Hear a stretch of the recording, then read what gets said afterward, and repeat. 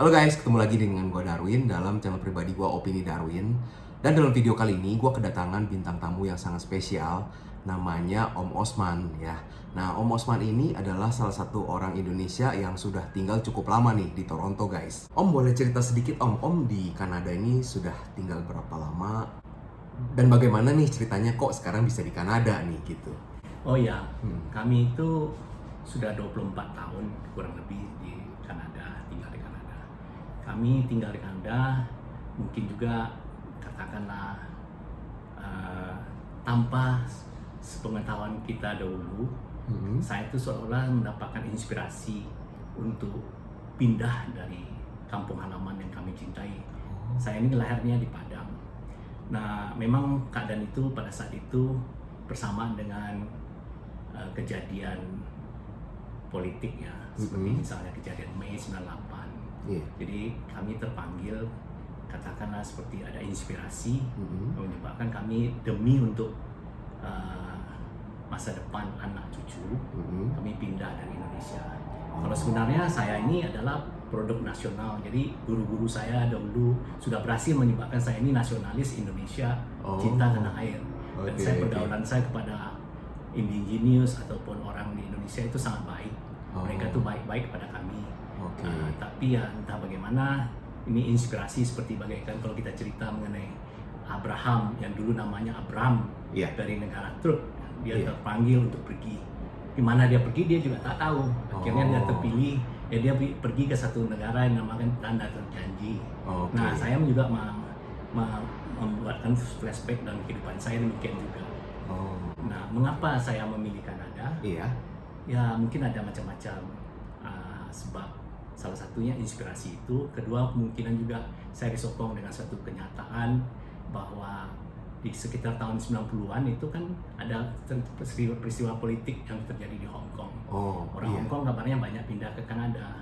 Sehingga kami berpikir Kanada ini ramah untuk imigran. Memang tentu ada diskriminasi di mana saja ada, tapi dianggap Kanada ini welcome sekali dengan imigran. Jadi saya ini sebenarnya pernah juga berada sekolah di luar negeri di University of Auckland. Banyak teman-teman saya udah bertanya, kenapa kamu udah pindah aja ke New Zealand? Ya, negaranya bagus, cuacanya sangat cocok dengan kita, dekat dengan Indonesia. Tapi ya nggak tahu juga, saya akhirnya memilih Kanada.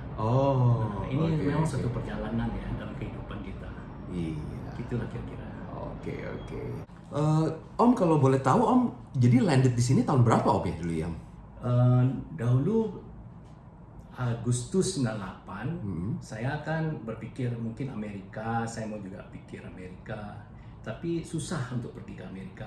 Jadi saya lihat di internet, itu Kanada memberikan peluang kepada imigran.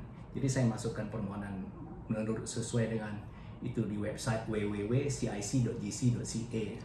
Nah, saya buka sana, saya ikutin programnya, saya lihat butir saya 67 lebih daripada 67. Saya memohon secara skill worker imigran. Nah, saya mohon, saya pikir dia dijanjikan di form itu 5 tahun prosesnya. Tahu-tahu ternyata bulan Februari tahun 1999 kami dipanggil untuk interview di Jakarta. Nah, setelah interview ya berhasil ya, kami tidak lama kemudian Agustus datang kemari. Jadi Agustus 99 kami datang kemari. Agustus tahun 99 ya. Jadi udah 24 tahun ya di sini Om ya. Tepatnya tanggal 21 Agustus itu. Iya. Nah, setelah 24 tahun tinggal di sini nih Om, boleh share sedikit nggak nih mengenai suka dan dukanya tinggal di Kanada gimana sih Om? Negaranya ini aman. Jadi kita tuh merasakan aman di sini. Negaranya negara multicultural. Jadi banyak orang-orang imigran, mungkin sampai 80% dari orang-orang kita di sini ini adalah imigran.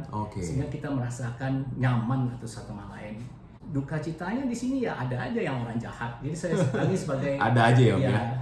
Kami ada pernah juga dibohongin, ditipu oleh kontraktor, terutama kontraktor, karena pada saat kami baru datang sini, kami ingin membangun tambahan motel itu di Niagara Falls. Kami bohongin banyak, ditipu sama orang. Karena kita tidak mengerti keadaan di sini, kita anggap semua sudah dikontrak di atas hitam di atas putih, kita anggap itu penting. Padahal itu adalah sipil. Jadi kalau kita mengadu sama polisi pun hal-hal yang sifatnya sipil, tidak kriminal, polisi tidak berbuat apa-apa, tidak bisa berbuat apa-apa. Kita disuruh pergi ke court atau pengadilan. Untuk pergi ke pengadilan lalu melalui proses lagi. Proses itu, setiap proses memerlukan uang. Iya. Nah, kadang-kadang orang itu dia sudah pintar, sudah dia bohong kita dalam jumlah besar, dia file bankruptcy namanya. Nah, hasil ya Hilang ya, ya. hilang lah, uang kita hilang, tenaga kita hilang, waktu kita hilang. Nah, itu salah satu duka cita I see. yang kami alami. Iya. Di samping hal yang lain gitu. Oke, Ya. oke. Nah, Om Osman ini terkenal sebagai salah satu orang yang memberi sumbangsih yang sangat baik ya untuk orang Indonesia yang mau datang ke sini. Nah, hal ini berkaitan dengan menyetir. Nah, boleh cerita sedikit Om mengenai kalau menyetir di Kanada ini gimana sih nih Om? Ya, sebenarnya prinsipnya hampir sama ya dengan kita di Indonesia. Cuma mekanismenya di sini itu umur 16 tahun baru kita diizinkan menyetir. Nah, di dalam hal itu mekanismenya di samping kita menguasai penguasaan terhadap kendaraan kita sendiri, kita hendaknya punya asuransi kecelakaan di jalan. Selain kita punya ownership terhadap mobil yang kita kendarai atau siapa yang punya mobil itu. Betul. Nah, kemudian kita harus punya SIM, surat izin mengemudi atau driver's license namanya di sini. Kebanyakan juga di sini driver's license itu bermanfaat sebagai ID atau identitas kita. Itu sangat penting. Pengganti KTP ya? Iya, seperti pengganti KTP. Iya. Ya, itu mekanismenya, dan itu hebatnya di sini orang ada yang kami kenal umur 92 tahun masih mengendarai. Jadi umur dari umur 16 sampai 92 tahun masih ada yang mengendarai. Selama umur yang lansia itu dia bisa buktikan dengan tes kesehatan, dia masih bisa melihat, mata yang masih tajam, pikirannya masih bagus misalnya. Itu mekanismenya salah satu. Kita kan sekarang tinggalnya di Ontario ya Om ya.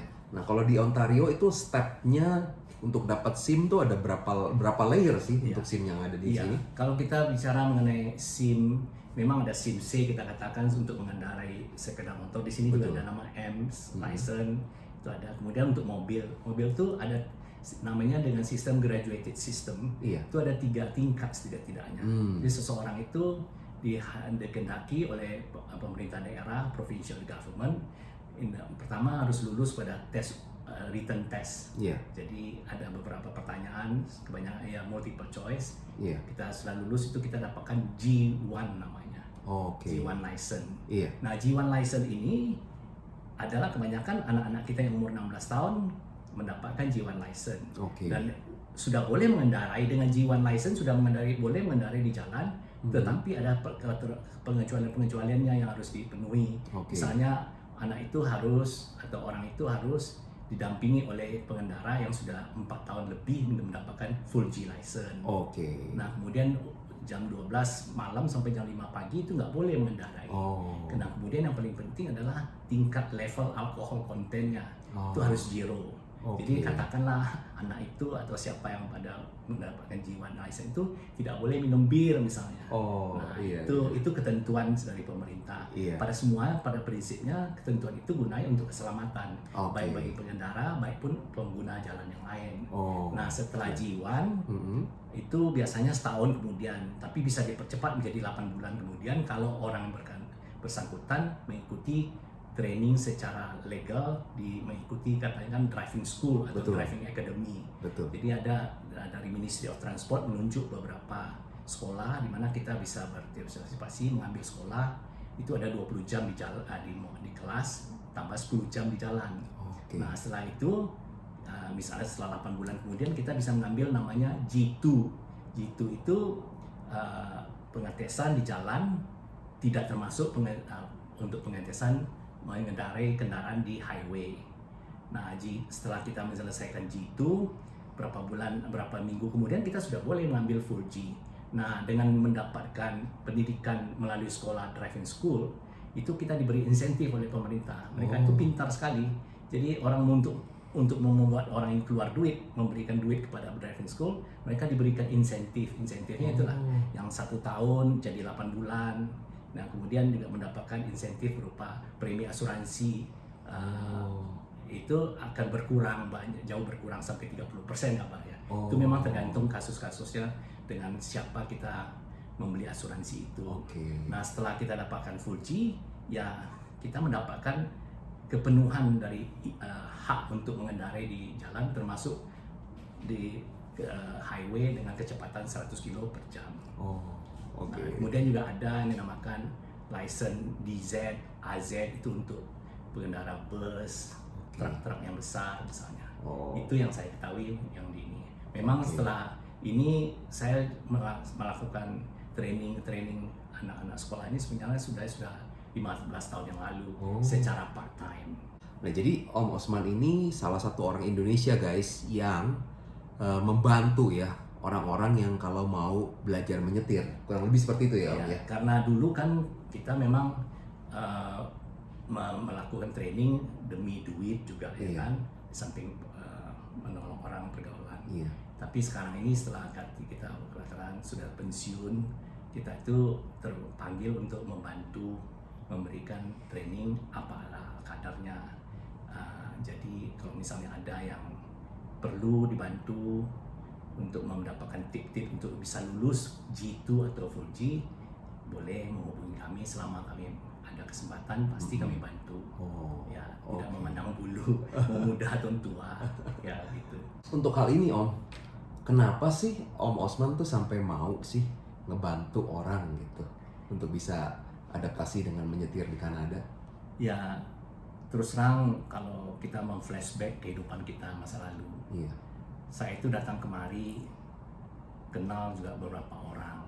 Mereka itu orang baik, berusaha membantu kami. Tapi ya kemampuan mereka untuk membantu, membuatkan satu resep kesuksesan itu mungkin minim. Karena mereka itu sendiri juga susah di sini. Jadi saya merasakan sekali kalau saya mengingat kasus-kasus saya lama.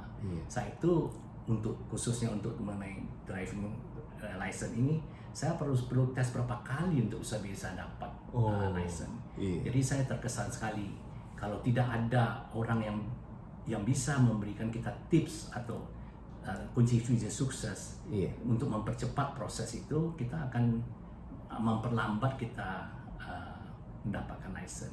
Salah satu juga sebelum saya lupa mekanisme driving license di sini itu, kalau misalnya anak kita datang dari Indonesia datang kemari, kita sudah boleh oleh pemerintah diizinkan untuk mengendarai dengan memakai SIM Indonesia. Tetapi maksimumnya cuma 3 bulan. Temporer. Tapi kalau misalnya kita mau 3,5 bulan masih boleh. Kita memperlihatkan international driving license dari Indonesia misalnya. Itu mekanisme yang saya lupa tadi. Nah, jadi saya itu merasa terpanggil kalau misalnya masih bisa diberikan kesehatan dan waktu bagi yang mau minta bantuan, saya akan usahakan memberikan tip-tip. Saya punya izin mengajar, tapi saya tidak punya asuransi untuk mengajar. Karena untuk asuransi mengajar ini diperlukan di bawah satu sekolah. Kalau kita membantu ini kan secara sukarela saja, secara volunteer.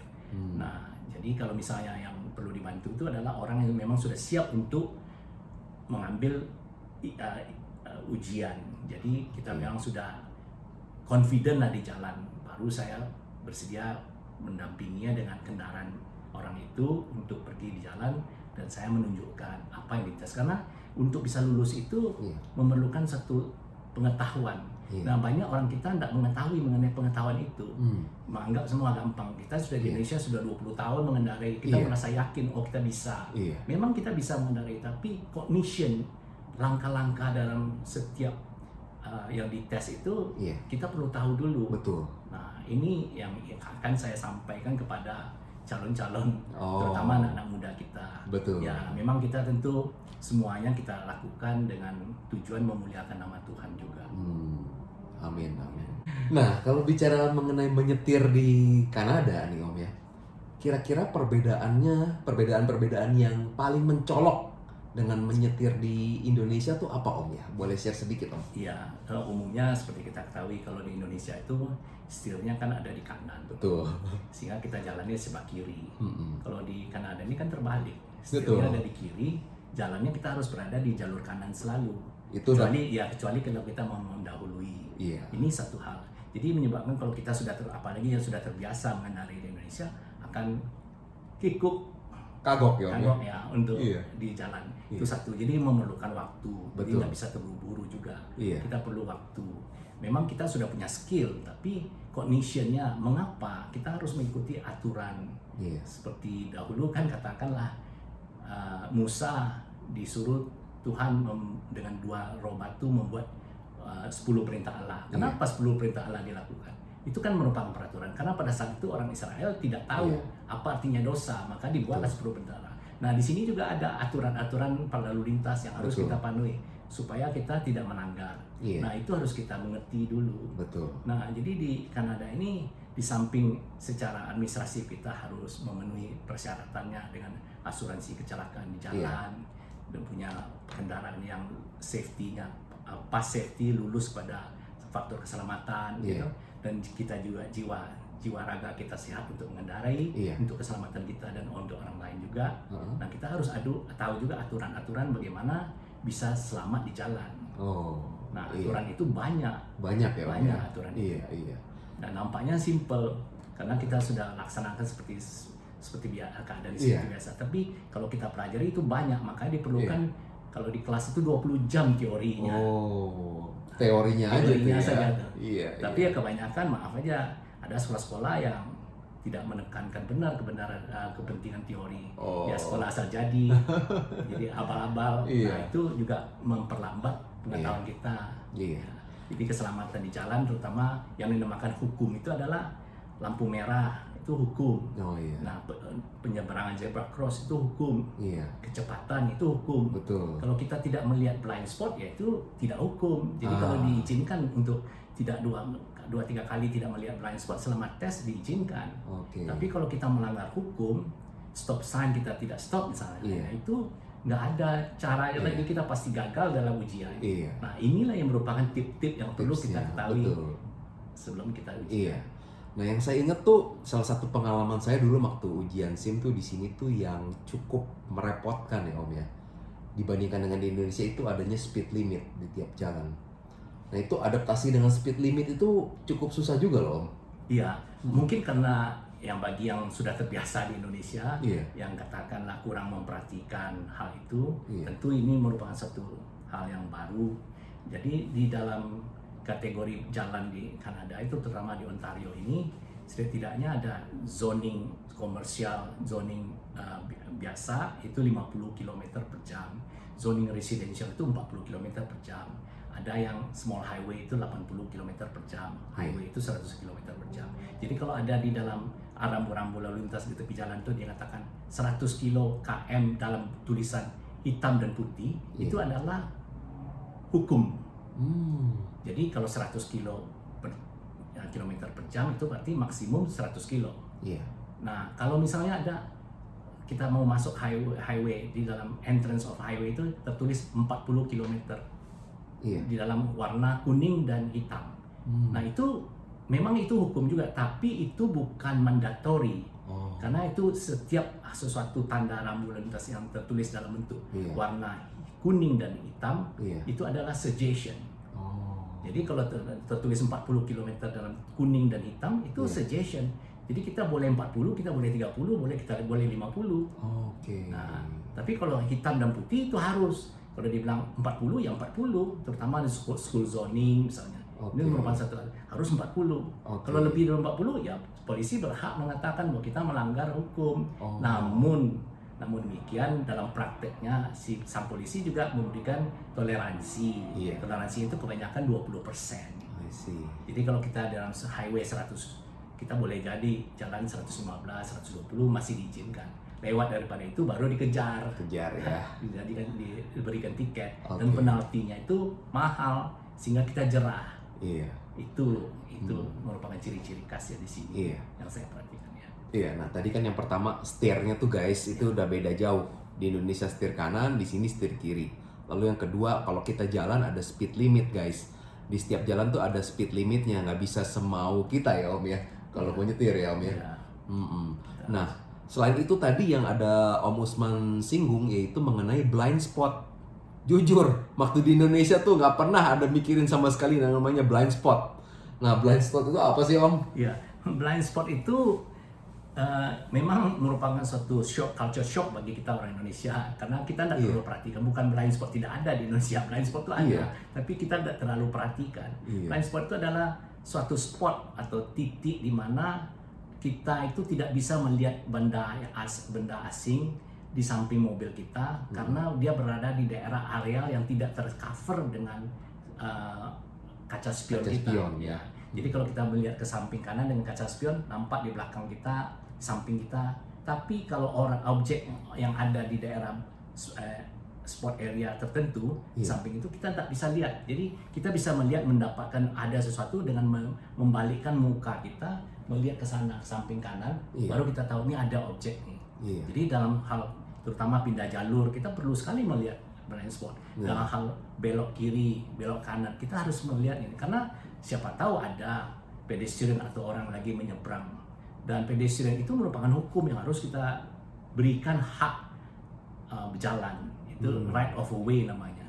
Nah itulah yang dinamakan blind spot. Jadi kalau kan ada satu teman saya, suatu saat dia datang, dia bilang, aduh Cici, kenapa 8 kali ujian nggak lulus? Oh, 8 kali ya? Iya, 8 kali ujian nggak lulus. Saya juga, aduh kasihan Ci. Kenapa? Nah setelah saya teliti, rupanya waduh banyak nih kebiasaan Cici mengendari di Indonesia menyebabkan terbawa-bawa skill-skill yang buruk. Sehingga, nah ini harus diperbaiki dengan cognition. Nah, langkah-langkahnya saya berikan. Nah kemudian setelah mengerti, ujian ke-9 dia lulus. Ujian ke-9 ya? Ujian ke-9 dia lulus. Nah jadi ya kami bersuka cita lah dengan hal itu. Itulah merupakan terpanggil saya kalau bisa memberikan kunci-kunci sukses, terutama dalam hal membuat resep bagaimana. Karena saya dulu nggak ada orang membuatkan resep pada saya. Kalau misalnya ada, tentu lebih cepat kita sukses. Terima kasih. Benar. Nah, by the way, dulu waktu Om lagi ujian SIM di sini, sempet nggak lulus nggak sih? Oh iya, saya nggak lulus karena saya dulu kan sifatnya, wah saya udah Medan Jakarta, saya sudah berapa kali saya bilang, saya kan agak ini juga bangga juga dengan keadaan kita. Masa mungkin ujian di sini saya nggak bisa? Saya ujian udah berapa kali di Indonesia, ya kan sudah berapa kali perpanjangan SIM. Nah kita nggak tahu teori, akhirnya gagal. Karena kan memang mekanismenya bagi orang Indonesia yang punya izin mengendari lebih pada 5 tahun, itu diberikan keistimewaan. Keistimewaannya adalah kita tidak perlu ikut ujian G1, G2, kita boleh ikut langsung ke full G. Kalau nggak salah saya. G1 sih harus. G1 harus. G1 wajib. G1 wajib. Kemudian kita harus ambil yang praktisnya full G kan. Nah, jadi saya ambil kesempatan untuk ambil full G. Tahu-tahu ya nggak lulus. Kalau nggak lulus ya berarti harus ngulang, ambil G2 baru ambil full G lagi. Itu sistemnya di sini. Iya. Nah, selama ini nih sudah banyak mengajarkan ke orang-orang Indonesia ya cara menyetir yang baik gitu Om. Ada nggak sih pengalaman yang unik atau pengalaman yang lucu dari mengajarkan ke orang-orang itu? Ya itulah yang saya sampaikan Cik tadi itu ya. Dia 8 kali tidak lulus. Nah, kemudian saya bawa dia di jalan, saya bilang, wah ini memang benar-benar Anda itu harus merubah cognition, pengertian Anda, bukan saja skill Anda yang bagus Anda pikirkan ya. Misalnya saya kasih contoh, saya bilang di jalan lari 50 pun ada ketentuan, kita tuh harus selalu awas dan memperlihatkan kepada yang mengetes kita tuh bahwa kita awas, melihat kiri, tengah, kanan. Jadi setiap spion itu kita berapa detik sekali kita harus memperlihatkan, kita lihat gerakan gaya. Di samping kecepatan kita juga kita sesuaikan dengan di jalan. Kalau di jalan itu tidak ada posted batas kecepatan, di mana kita jalan biasa itu 50 km. Nah, kalau di jalan residensial kita harus 40. Nah, itu misalnya. Jadi langkah, kalau misalnya kita katakanlah kita mau pindah jalur, ada proses untuk pindah jalur itu bagaimana? Pertama kita lihat spion kiri, kanan, tengah.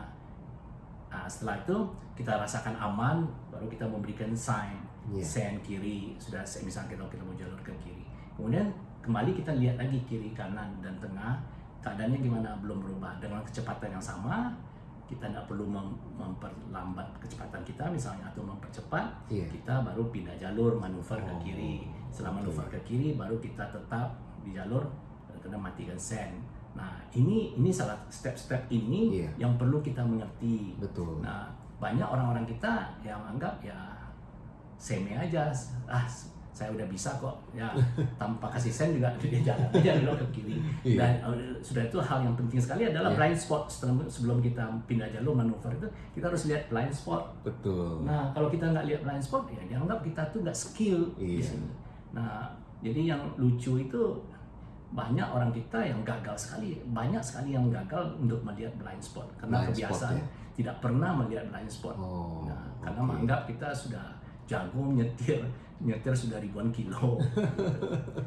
Iya, benar-benar. Nah itu guys, blind spot itu sesuatu yang kalau di Indonesia benar kan ya Om ya. Kita mau belok kita lihat spion aja kosong langsung belok ya. Kalau di sini harus nengok dulu guys kepalanya. Di sini salah satu hal lagi nih Om yang mungkin saya pengen tanya nih ya, berkaitan dengan menyetir saat winter. Kita di Indonesia nggak pernah ada yang nyetir saat salju, lagi ada snow. Nah kalau lagi snow di sini, kira-kira tipsnya untuk driving yang aman tuh gimana tuh? Yang menyebabkan kecelakaan itu kebanyakan adalah kecepatan. Hmm. Karena kita perlu waktu untuk manuver sesuatu. Misal kita harus stop. Dengan keadaan cuaca winter atau musim dingin, itu jalan kebanyakan juga walaupun oleh provincial government sudah di plow dan diberikan garam, Iya. tapi kan bukan 100% jalan itu pada saat yang sama sudah bersih.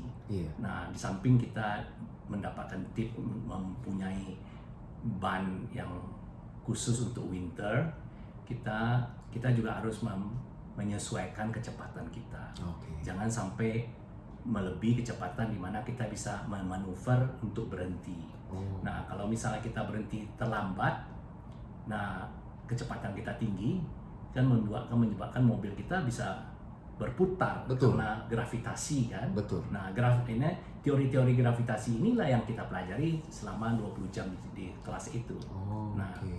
nah itu kita mesti sadar sekali. Nah, kemudian juga aturan-aturan semua yang diberikan oleh pemerintah itu harus kita penuhi supaya kita selamat di jalan. Oh, Nah, oke, oke. Itu yang secara umum saya perhatikan kecepatan lah. Kecepatan, yang merupakan titik kecelakaan yang Betul. sering yang terjadi di jalan. Betul, iya. Karena kan kita cepat lalu kita ngerem ya Om ya. Di sini kalau lagi snow licin guys jalanannya ya. Iya. Begini Om, saat ini tuh yang lagi trendingnya itu orang untuk bisa pindah ke sini tuh harus jalur kuliah. Karena dengan mekanisme express entry untuk PR saat ini tuh udah semakin sulit, jadinya banyak lewat jalur kuliah. Nah yang lewat jalur kuliah pun bukan hanya anak-anak muda saja, banyak juga orang-orang yang sebenarnya sudah seumur 30, 40, bawa anak, istri ya kan. Jadi mereka prioritas nanti di sini tuh mau driving lah, karena bawa anak-anak gitu ya kan. Nah mereka tuh kalau dari Indonesia saat ini lagi persiapan mau berangkat kuliah lalu mikir mau nyetir, kira-kira kalau untuk mau menyetir di sini persiapan yang harus disiapkan dari di Indonesia apa aja nih Om? Ya kalau misalnya ingin mempercepat proses segalanya, kita apalagi sudah lama menyetir di Indonesia dapatkan surat pengantar bahwa kita memang sudah lama menyetir di Indonesia. Oh iya. Yang dinamakan driver's abstract gitu. Nah itu merupakan dokumentasi yang harus kita siapkan di sini supaya kita bisa langsung mendapatkan kesempatan ujian full G. Nah ya kalau saya pikir ya kita siapkan mental. Nah usahakanlah melakukan adjustment dengan mendapatkan Canadian experience. Canadian experience itu bukan saja mengenai pekerjaan, tapi juga di jalan, bagaimana berlaku di jalan, mengetahui geografis, di mana letak ini berapa jam bisa kita tempuh, itu merupakan Canadian experience. Jadi kalau misalnya kita berkesempatan belajar dengan teman kita dahulu begitu sampai di sini, kita berada di samping pengemudi, kita belajar bagaimana dia berlaku mengendarai. Nah di sana kita belajar. Kemudian kalau bisa kita mendapatkan tip-tip bagaimana sih kalau kata ujian apa yang dilakukan, apa yang dites. Misalnya dites bagaimana caranya melakukan emergency stop. Oh iya betul. Nah bagaimana melakukan parallel parking, Oh iya. gimana melakukan 3-point turn, Iya. pindah jalur. Mm-mm. Nah, ini harus kita ketahui. Jangan kita tahu bagaimana memparkir, bagaimana, tapi kita nggak tahu step-stepnya, cognitionnya kita nggak tahu, sehingga kita agak bagaimana ya, dilihat oleh yang mengetes, aduh saya nggak yakin ya orang ini betul-betul bisa, dibilang. Nggak meyakinkan. Nah, nggak meyakinkan. Nah, Oke. kita harus, itulah salah satunya adalah skillnya adalah mengenai blind spot tadi kan. Oke. Jadi, nah ini harus kita siapkan diri kita supaya Iya. kita nggak, karena merupakan mengendarai ini di sini merupakan suatu kebutuhan utama sebenarnya. Betul. Karena Iya. tidak semudah yang kita pikirkan bisa ngambil bus. Bus di sini ada tertentu, Iya. tapi waktunya bisa 40 menit sekali, Iya. frekuensinya jarang. Iya. Sehingga untuk convenient kita perlu, untuk panjang kaki kita perlu Betul. bisa mengendarai. Betul. Dan kalau kita mau naik Uber terus, biayanya besar, mahal sekali. Sayang kita. Alangkah baiknya kita melengkapi diri kita dengan bisa mengendarai. Iya.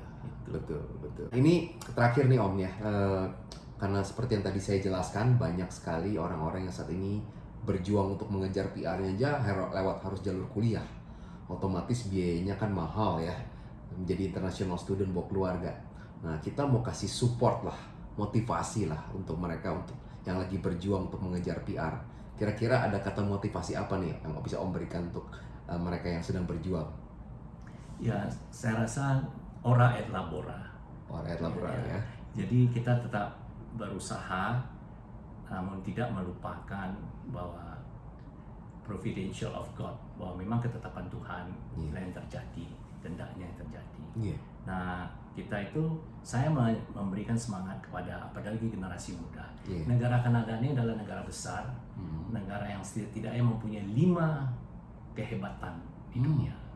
Ya, Iya. dari segi alamnya juga dia Iya. kaya dengan alam. Kita itu merasakan kalau bisa bepergian di negara ini sangat indah. Betul. Alamnya indah. Dia ada punya 37 taman nasional, Oh, ya, wow. yang besar. Iya. Nah, kemudian keamanannya, keselamatan kita itu merupakan prioritas dari pemerintah. Iya. Jadi Anda yang punya memang semangat untuk, apalagi untuk menetap di sini, saya akan menyokong sepenuhnya. Usahakanlah Anda dalam waktu singkat bisa menyesuaikan dan mendapatkan Canadian experience ini. Jangan putus asa, berusaha, pasti Tuhan juga menyikapinya kan. Nah, apa pertanyaan dari Darwin katakan supaya kita lebih berhasil ya sebagainya. Ya katakanlah memang kita juga harus siap secara material karena biaya di sini juga tidak murah. Betul. Nah, kehidupan kita di sini semakin lama semakin mahal. Iya. Namun kita punya satu keuntungan. Seperti saya sekarang tak lama lagi saya mendapatkan all age security. Oh. Jadi all age security itu kira-kira 1.200-an atau 1.300-an sebulan loh. Itu diberikan cuma-cuma. Seperti uang pensiun ya. Ya begitulah. Uang hari tua ya dari pemerintah. Ya kan. Di Iya. samping pengobatan kita di sini gratis. Betul. Ya. Iya. Jadi kita tidak perlu memikirkan itu. Udaranya juga bagus. Betul. Dan juga kemudian seperti misalnya fasilitas-fasilitas umum. Misalnya seperti misalnya air bersih, Betul. udara bersih. Betul. Jadi kalau saya mandi di sini saya yakin betul nih airnya bersih. Nah, Iya. apalagi kalau saya pergi ke restoran misalnya. Mungkin saya jarang sekali melihat orang si tukang restoran yang mempunyai cuma satu kain lap yang semuanya serba guna untuk lap piring juga, lap ini juga, lap itu. Nah, kalau di sini itu faktor kesehatan itu sangat karena merupakan negara maju ya. Iya. Jadi itu lebih diperhatikan. Betul. Jadi itulah merupakan insentif bagi anak-anak generasi muda. Negara ini sangat membutuhkan Anda. Betul. Dia hebatnya juga Kanada ini samping negara maju, dia juga tingkat penganggurannya sebenarnya cukup rendah, cuma 6,5% kalau nggak salah saya. Nah, Anda tidak akan menyesal kalau misalnya bisa saya promosikan negara ini untuk anak generasi muda. Karena di samping ini adalah win-win solution bagi Anda juga mungkin baik dengan katakanlah seseorang dengan upah minimum masih juga bisa merasakan bertahan, masih bisa merasakan, aduh saya masih ada sedikit tabungan untuk pergi ke Indonesia misalnya, ya kan. Nah itulah keuntungan yang menyebabkan saya memberikan semangat kepada generasi muda untuk tidak mundur kalau punya cita-cita untuk menetap di suatu negara lain, seperti Kanada. Sip. Oke deh, thank you nih Om ya. Mohon maaf kalau misalnya ada yang kurang atau yang tidak berkenan di hati. Oh ya, by the way, Om ada Facebook atau Instagram begitu? Saya ada Facebook. Oh iya. Tapi mungkin saya punya buka Instagram, tapi saya tidak aktif ya. Oh, tidak aktif ya. Oke, tapi di Facebook aktif nggak? Boleh katakan nggak terlalu juga ya. Iya. Oke, sip deh. Oke deh kalau gitu, terima kasih Om ya untuk waktunya ya Om ya. Terima kasih Darwin. Oke guys, terima kasih ya sudah menonton video ini. Kembali lagi ya guys, disclaimer bahwa gua dan juga Om Usman, kita ini bukan immigration lawyer, kita bukan immigration agent, kita bukan agen tenaga kerja ya. Kita ini hanya diaspora Indonesia yang tinggal di Toronto ya guys ya. Jadi kita hanya memberikan apa yang menjadi opini kita pribadi. Oke guys, terima kasih sudah menonton video ini. Jangan lupa subscribe, like, and comment, dan tolong tulis di komentar di bawah ini ya. Menurut kalian, pendapat kalian, perbincangan kita kali ini meaningful apa enggak? Oke, terima kasih. Sampai jumpa di video berikutnya ya. Bye. Selamat sukses.